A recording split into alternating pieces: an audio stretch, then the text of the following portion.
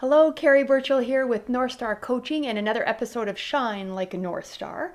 In our work today, I always want to keep the topics relevant to issues that my clients have brought forward. So it's cutting edge, the answers in the room, it's just in time. And one of the themes that has really come up in the last week of my consulting with leaders and coaching is this challenge with trying to create change, right? No matter when you're watching this, it's 2022. And so we're, grappling with all the impact of the pandemic, and my clients are really sensing people's resistance to change, their buy-in, their agendas that they're not sharing, like just the whole, we're trying to move stuff forward and I'm being bottlenecked or undermined or whatever the case is, right? But just not able to move initiatives forward that we recognize, need to happen for us to sort of reestablish a new cadence with whatever's happening in the world. So I want to share some strategies with you today to kind of navigate that space of people resisting initiatives that need to happen. Because there's really two ways that you can go about that, right? I guess three. One, you can just drop the idea. Well, if it was good enough to do in the first place, then there's an argument that it should be dropped. So that one's kind of aside. The other two is you can get really strategic around creating the change. And then the other thing to be leery of, is that strategic nature needs to be objective versus what it can sometimes look like, which is manipulative.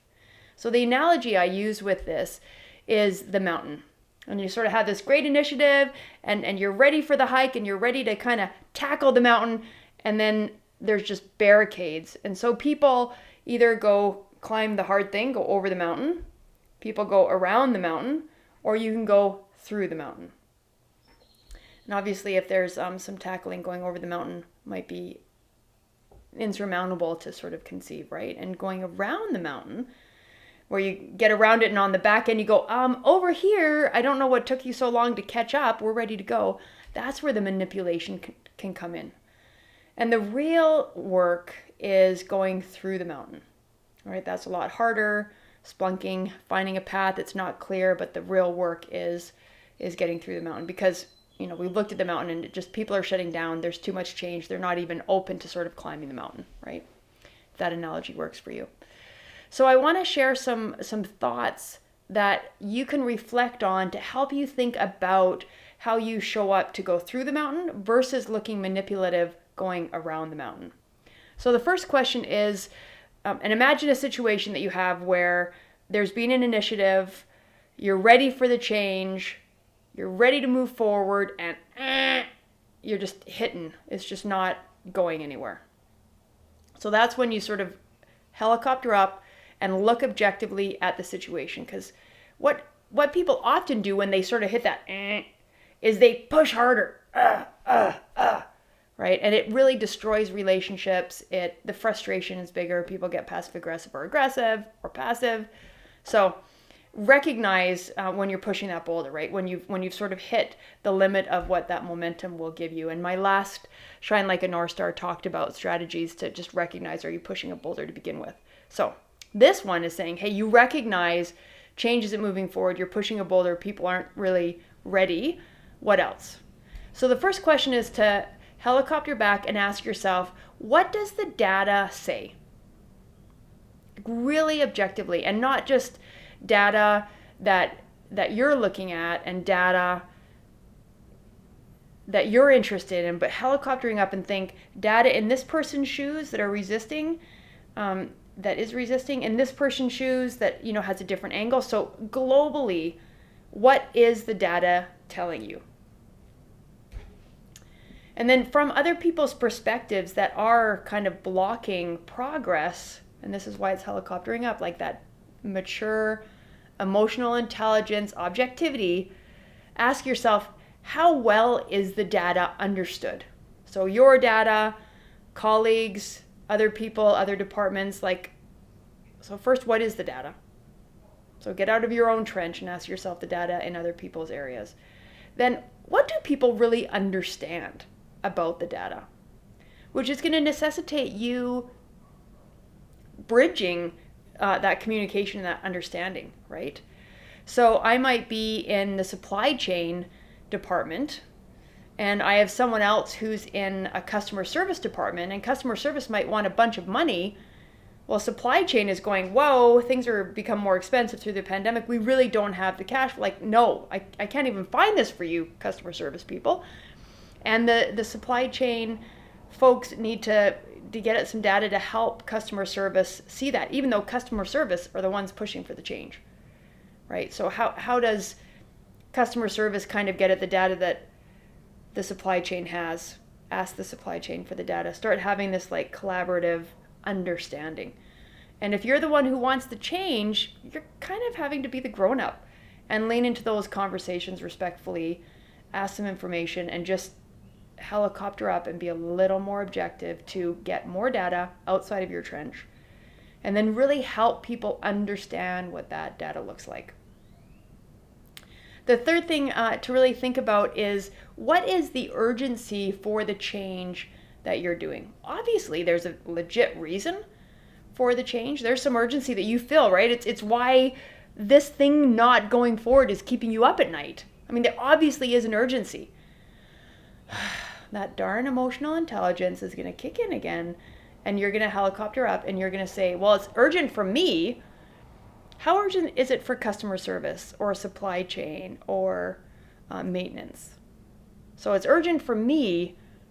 What's urgent for customer service, supply chain, maintenance? And pause your own bias to really think in their shoes empathetically. Hard because you're frustrated with them, right? They're the boulder. Ask yourself, what's the urgency for them? And from that urgency reflection, you then want to give some thought to, how does this align with the bigger picture? Because in theory, customer service also is choosing projects that align with the True North. Supply chain is doing things that align with True North. Maintenance is doing things that align with True North. Obviously you are, because you're a rock star, right? And so you want to ask yourself, what's the data? What's people's understanding of the data? What's the urgency as it relates to that alignment? So if you have alignment that's tight in your project, it makes sense that there's a way to kind of get on the coattails of other people's urgency, because their work would also align with the bigger picture, strategic planning. Now the risk, if you skip all of that, really getting granular and thinking about data and urgency and alignment and having conversations and being collaborative, so hard. That's the right work though. Go slow to go fast, right?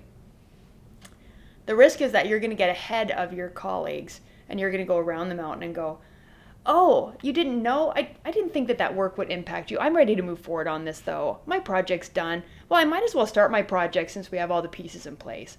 And those kinds of slide it in change strategies backfire because people feel manipulated. So build your change strategies around objective facts. People can't really argue with facts, right? I mean, facts are facts. And we can certainly prioritize and justify urgencies and alignment and all that kind of work, although all of that is still based on the facts and the needs of the company. So, go slow to go fast. I'd love to hear from you on some things that you see are urgent and being blocked. They're boulders for you.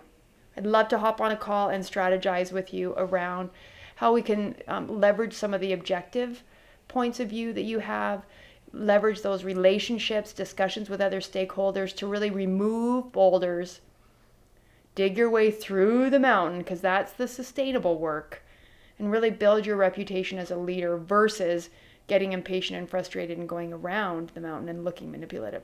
That's not helpful. So, my name's Carrie.